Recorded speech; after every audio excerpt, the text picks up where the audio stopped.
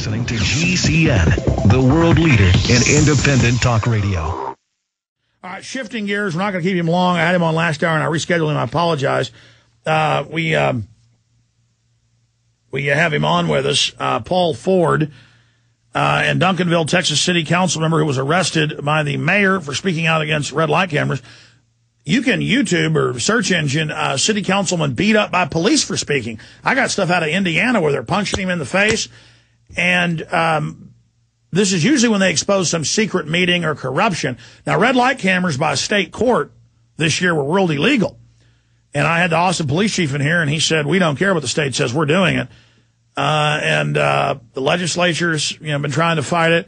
But going to Mr. Ford. Ford, tell us what happened to you as an elected representative up in Duncanville for daring to speak out at a city council meeting. Well, what happened was this. Earlier that evening in briefing, which is about an hour-long meeting that precedes the open meeting itself, the mayor told me that if I spoke when he told me not to, he would have me arrested. And I explained to him at the time in the briefing room that unlike all those thousands and thousands of people who are getting red light camera tickets who are not entitled to trials by jury, I would be entitled to a trial by jury if he arrested me for whatever it was he had in mind. And I would, with confidence, put my fate in their hands. So we go out on the floor for the actual meeting, and agenda item 3 was they've squandered so much money in our city, we have a huge deficit now. And so they're trying to cut back on essential services like street repairs. So they had a bill out to cancel a $59,000 contract for a street repair company, and I was going to speak against it. So it was my turn to speak, and I said, thank you, Mr. Mayor. Before I address agenda item 3, I want to let everyone know what the mayor told me in briefing a few minutes ago. And I related what I told you just now, and it took all of 30 seconds. So about halfway into it, the mayor starts banging his gavel and shouting at me that I'm out of order. And then it was all rehearsed. He called for the city manager. The city manager, Kent Cagle, called for the police chief, Robert Brown. And at that point, the city manager got up, walked behind me, tapped one of the other councilmen on the shoulder, and then all the other councilmen, except one who wasn't in on it, got up and walked off. Police chief came over to one side, marshal came over to the other side, and a third man, another officer in plain clothes, walked behind them with a video camera. So you can just imagine this parade of people coming up. And by that time, I had finished my 30-second digression about how I would welcome a jury of my peers, and I would confidently put my fate in their hands. And I returned to the agenda item 3. And I began with, I will not vote for this, and here are my reasons why. This is a contract. This is a bill to cancel a street repair contract, and I don't believe we should. And at that point, the police chief came over to me and said, I'm going to ask you to leave voluntarily. So I stood up, put my hands behind my back, and said, I will not leave voluntarily. However, if you believe that I'm violating the law by discussing this agenda item, I will submit to arrest without resistance. So he repeated, I want you to leave voluntarily. And I repeated what I said, that I won't leave voluntarily, but I'll submit to arrest without resistance. And understand, I have my hands behind my back at this point, waiting to be handcuffed. They never said to me, you're under arrest. They never said, if you don't leave, you'll be arrested. Nothing like that. With my hands behind my back, offering to be handcuffed, they acted as if I was resisting. They grabbed me. Yeah, they grabbed me and started dragging me along. And I said, hey, I've had back surgery twice. And that kind of encouraged them to be more rough. And as they're dragging me along, I started to stumble on the steps. Then as we entered into the corridor leading away from the city council chamber, I started to fall, and they pushed me down onto the ground, and I landed very heavily on my side. And, so So I ended up having to go to the hospital, and they never placed me under arrest. They didn't send an officer in the ambulance with me. And by the way, there's photos and videos of this out, and the newspapers all report that exactly what you're saying is what happened. Right. And you're lucky they didn't taser you. Separately, they've introduced a bill, H.R. 1966, that if something you say is hurtful and someone says that was hurtful to me or hurt my feelings, you're going to be charged with a federal felony. So free speech itself is under incredible attack. Please continue, fellow thought criminal. Well, I guess that 1966 is just a variation of the old theme of a hate crime.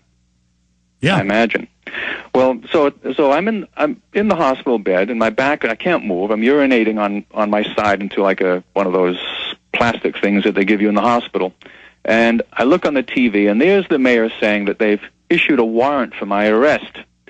So it turns out they got a local judge, a city employee, serving as a magistrate, signed a warrant for me. I'm charged now in Texas with a Class B misdemeanor of disrupting a public meeting. So I'm in the hospital for 4 days. At the time of this event happened, I was using one cane because, as I said, I've had back surgery twice, most recently in 2006. So when I left the hospital, I had the choice, either use a walker or use two canes. By the way, I found being handicapped or disabled for a time, only from what I've seen, and I don't know exactly why, that seems to encourage thugs, kind of like a wolf-like mentality of a hurt sheep or something. I've never understood. They seem to piranha on anybody that's hurt. Yeah. Yeah, it's an interesting observation you've made that, because I've definitely found that true with the members of the city council.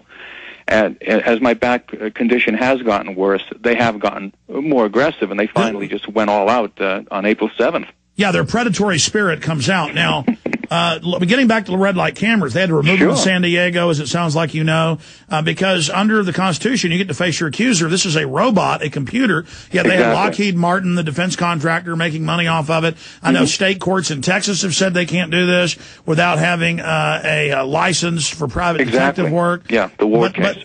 But they just don't care. I had the Austin police chief, and he said, I don't care. We have SWAT teams. Stand by for rule. They'll do it until they can't get away with it, until the politicians who enable these things are voted out of office.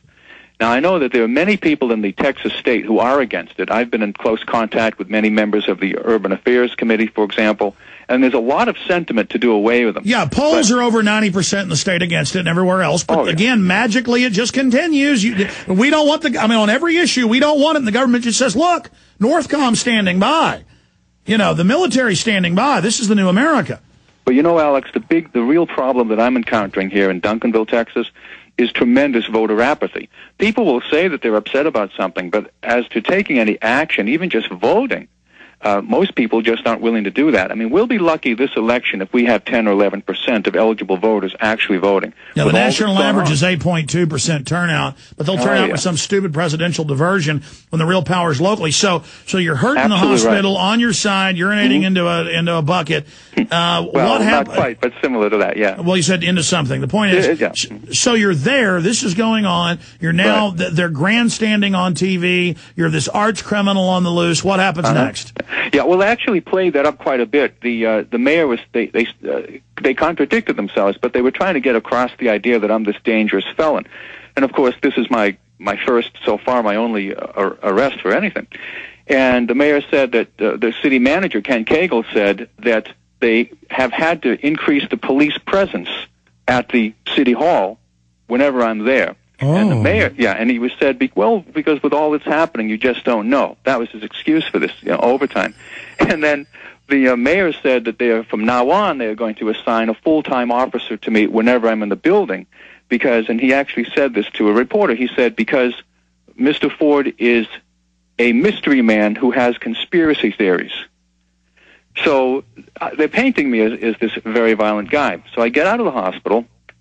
I'm limping along on two canes now. As I said, it was either that or a walker, and I already had the two canes. I heard you may actually be the person known as Godzilla. I mean, you're like, come from the sea, from the deep. You're like this deadly kraken. I mean, you're a boogeyman. You're what children fear under beds. I mean, how dare you not want the red light cameras? The mayor and people, this is very important, that they get all this done. So you're out there on the cane, vicious, deadly.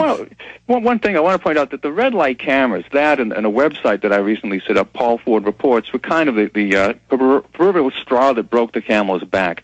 I have been, for the 2 years I've been on the council, constantly asking a lot of questions that the other members, most of the other members of the city council, do not want asked, and bringing up a lot of connections, campaign contributions, relationships, things like that.